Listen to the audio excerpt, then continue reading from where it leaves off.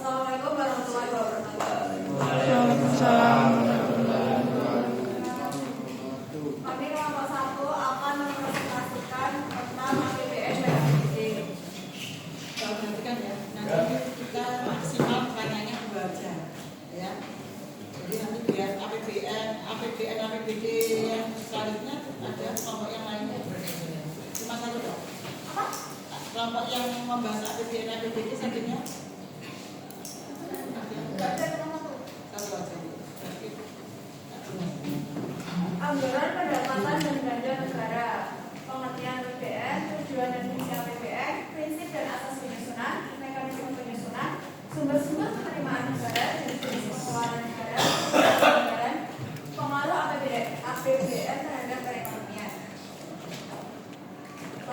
Pengertian APBN. Apa sih APBN itu? Anggaran pendapatan dan belanja negara. APBN adalah rencana keuangan tahunan pemerintah negara yang disetujui oleh Dewan Perwakilan Rakyat. 2. Tujuan dan fungsi APBN. Tujuan APBN adalah sebagai pedoman penerimaan dan pengeluaran negara dalam melaksanakan tugas kenegaraan untuk meningkatkan produksi, memberi kesempatan kerja, dan menumbuhkan perekonomian untuk mencapai kemakmuran masyarakat. Fungsi APBN. 1. Fungsi otorisasi. Mengandung arti bahwa anggaran negara menjadi dasar untuk melaksanakan pendapatan dan belanja pada tahun yang bersangkutan. 2. Fungsi perencanaan. Mengandung arti bahwa anggaran negara menjadi pedoman bagi manajemen dalam merencanakan kegiatan pada tahun yang bersangkutan. 3. Fungsi pengawasan. Mengandung arti bahwa anggaran negara menjadi pedoman untuk menilai apakah kegiatan penyelenggaraan pemerintahan negara sesuai dengan ketentuan yang telah ditetapkan. Oke, lanjut. 4. Fungsi alokasi. Mengandung arti bahwa anggaran negara harus diarahkan untuk mengurangi pengangguran dan pemborosan sumber daya serta meningkatkan efisien dan efektivitas perekonomian. 5. Fungsi distribusi. Mengandung arti bahwa kebijakan anggaran negara harus memperhatikan rasa keadilan dan kepatutan. 6. Fungsi stabilisasi. Mengandung arti bahwa anggaran pemerintah menjadi alat untuk memelihara dan mengupayakan keseimbangan fundamental perekonomian. Di samping itu, untuk mengendalikan jalannya perekonomian negara setiap tahun, sebab keadaan perekonomian negara sering terjadi pasang surut, kadangkala terjadi inflasi atau mungkin deflasi. Oke, prinsip dan asas penyusunan APBN. Prinsip-prinsip APBN dibagi menjadi 2. Prinsip penyusunan APBN berdasarkan aspek pendapatan. A. Intensifikasi penerimaan anggaran dalam hal jumlah dan kecepatan penyetoran. B. Intensifikasi penagihan dan pengurutan piutang negara. Misalnya, sewa atas penggunaan barang-barang milik negara. C. Penuntunan ganti rugi atas kerugian yang diderita oleh negara dari denda yang telah dijanjikan. 2. Prinsip penyusunan APBN berdasarkan aspek pengeluaran negara. A. Hemat, tidak mewah, efisien, dan sesuai dengan kebutuhan teknis dan disyaratkan. B. Terarah, terkendali, sesuai dengan rencana, program, atau kegiatan. C. Semaksimal mungkin menggunakan hasil produksi dalam negeri dengan memperhatikan kemampuan atau potensi nasional. Asas yang digunakan dalam penyusunan APBN. A.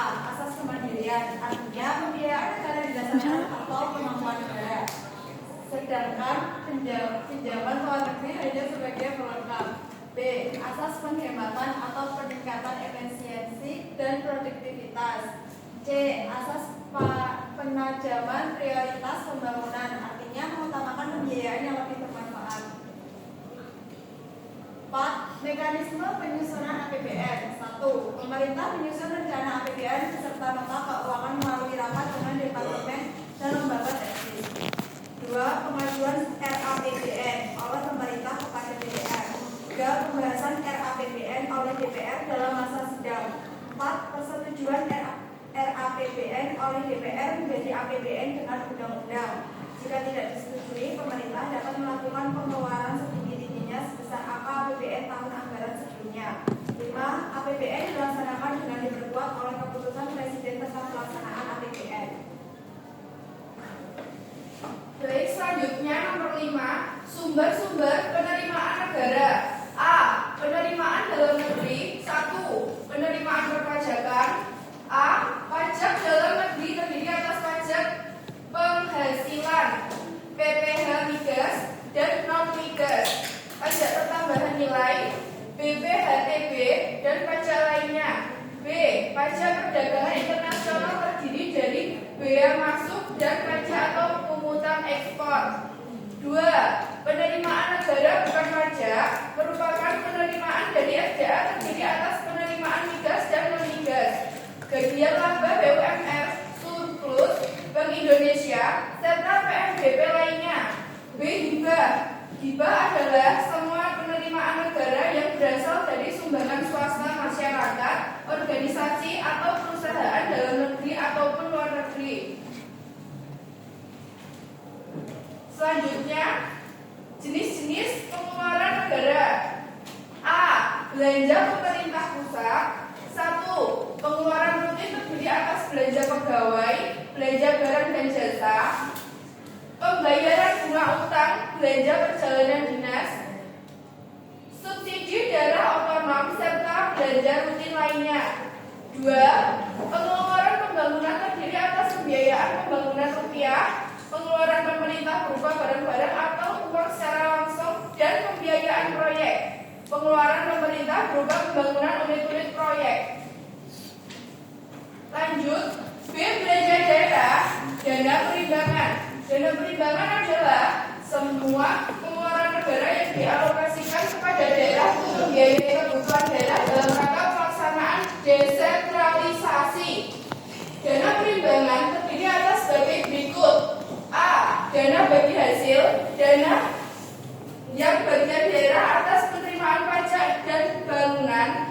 B. Peroleh hak atas dan bangunan serta penerimaan sumber daya alam. B.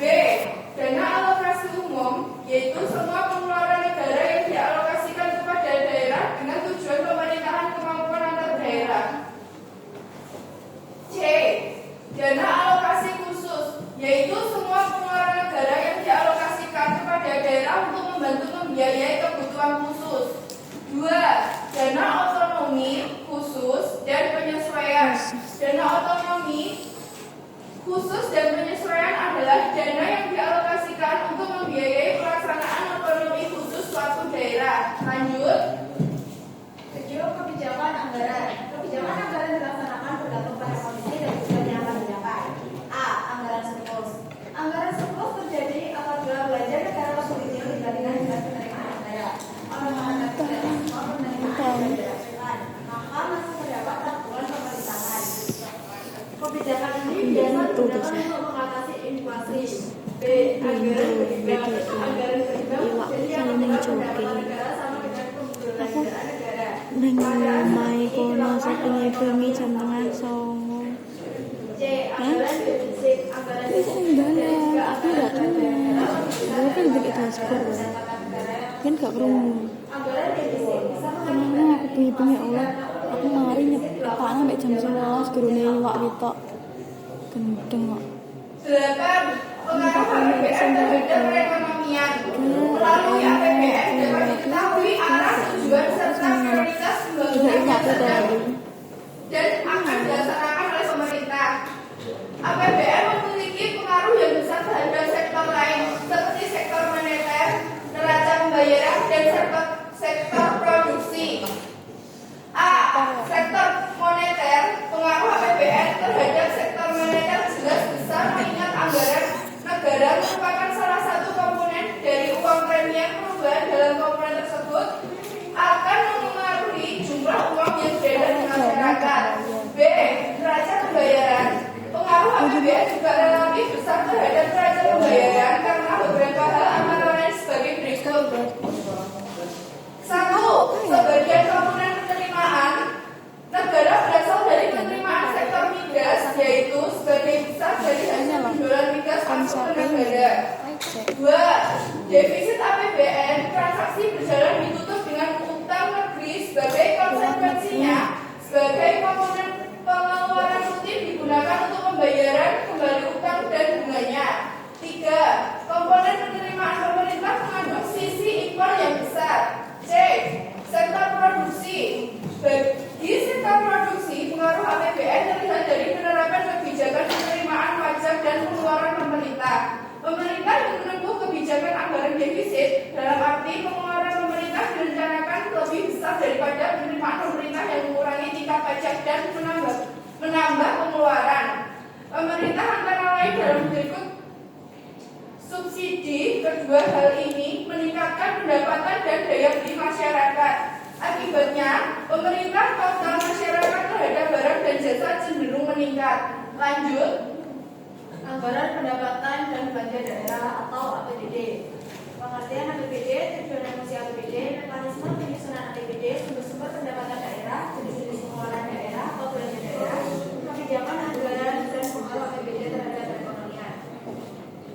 1. Pengertian APBD. Apa sih APBD itu?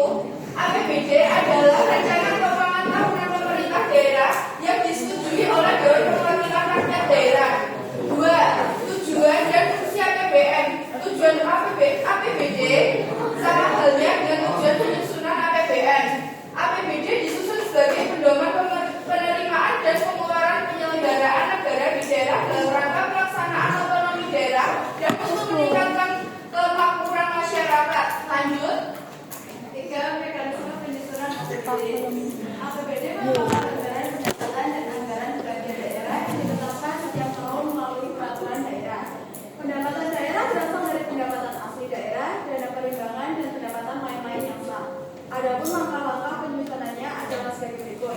A. Pemerintah daerah mengajukan rancangan peraturan daerah tentang APBD kepada DPRD yang disertai dengan penjelasan dan dokumen pendukung pada bulan Oktober minggu pertama tahun sebelumnya. DPRD mengambil keputusan setuju atau tidak mengenai rancangan peraturan daerah tentang APBD tersebut. Dilaksanakan selama lamanya 1 bulan sebelum tahun anggaran yang bersangkutan dilaksanakan. B. Apabila DPRD setuju, maka APBD diterapkan menjadi APBD melalui peraturan daerah, dan sebaliknya apabila DPRD tidak setuju, maka untuk biaya pembiayaan pengelolaan sendirinya sebesar angka APBD tahun sebelumnya. C. Setelah APBD ditetapkan dengan peraturan daerah, maka pelaksanaannya lebih lanjut dituangkan melalui keputusan gubernur atau wali kota atau bupati. 4. Sumber-sumber pendapatan daerah. Pendapatan daerah dapat diperoleh berbagai sumber, yaitu A. Pendapatan asli daerah antara lain pajak daerah, pajak kendaraan bermotor, hiburan, reklame, dan lain-lain. Retribusi daerah, parkir, kebersihan, penjualan di pasar, dan lain-lain. Hasil perusahaan dimiliki daerah dan hasil pengolahan kekayaan daerah dipisahkan serta pendapatan daerah lainnya yang sah. B. Dana perimbangan antara lain bagi hasil pajak, misalnya PPh dan PBB. Bagi hasil bukan pajak sumber daya alam, dana alokasi khusus yang meliputi bidang pendidikan dan kesehatan, infrastruktur, kelautan, perikanan, serta alokasi umum. Lanjut. Penerimaan pembiayaan antara lain sisa lebih perhitungan anggaran, penjualan aset daerah yang dipisahkan, penjualan investasi lainnya, pinjaman bank atau lembaga pemerintah, pinjaman dari pemerintah pusat, pinjaman dari daerah otonom lainnya, pinjaman dari BUMN dan BUMD, pinjaman luar negeri, dan pinjaman dalam negeri lainnya. D. Lainnya, penerimaan yang sah antara lain pendapatan hibah, dana darurat, dan pendapatan lainnya. Lanjut. 5. Jenis-jenis pengeluaran daerah atau belanja daerah. A. Belanja tidak langsung. Belanja tidak langsung adalah belanja yang tidak memiliki kaitan langsung dengan program kerja dan kegiatan. 1. Belanja pegawai, meliputi gaji dan tunjangan program kemajuan ASN. 2. Belanja bunga. 3. Belanja subsidi. 4. Belanja hibah. 5. Belanja bantuan sosial. 6. Belanja bantuan keuangan kepada provinsi atau kabupaten atau kota dan pemerintah, desa serta partai politik. B. Belanja langsung. Belanja langsung yaitu belanja yang memiliki kaitan langsung dengan program kerja dan kegiatan daerah. Belanja langsung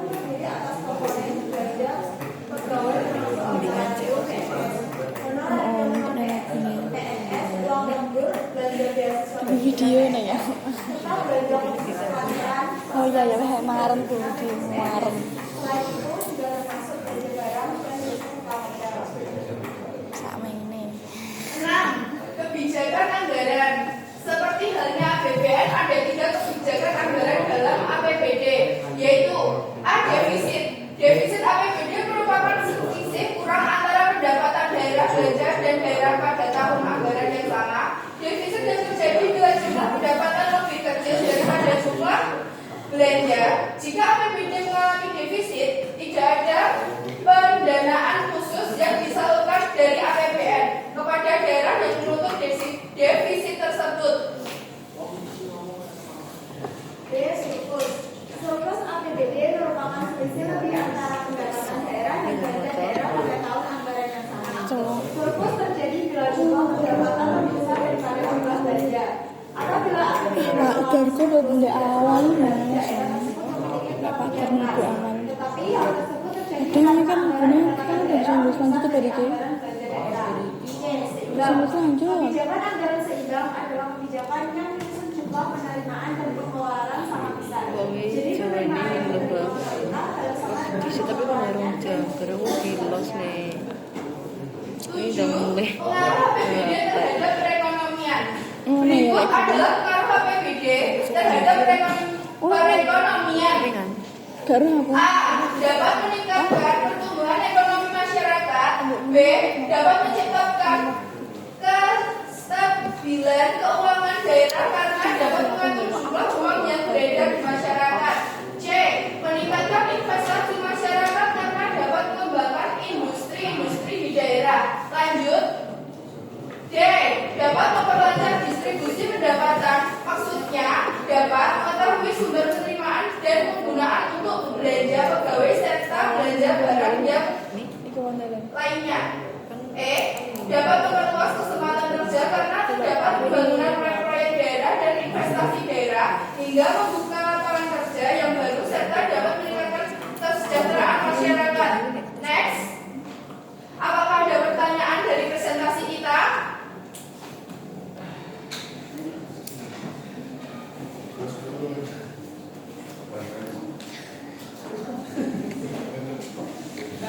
Tanya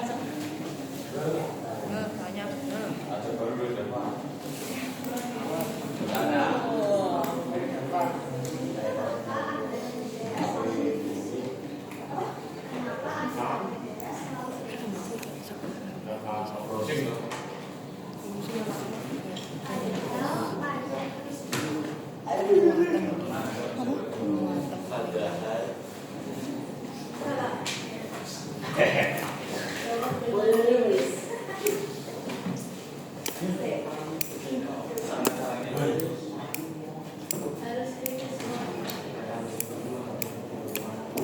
Anggaran negara sering mengalami defisit walau pajak tersebut karena penerimaan negara tidak selalu mampu memenuhi seluruh pengeluaran negara.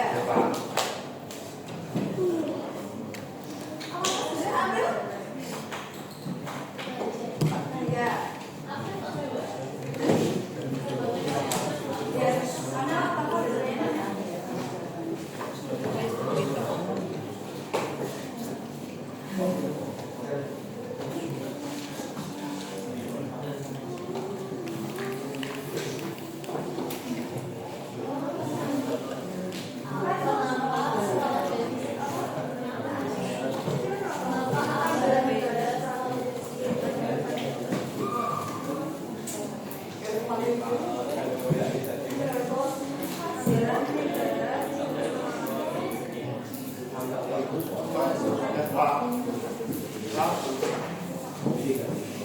Ya iki wes dong.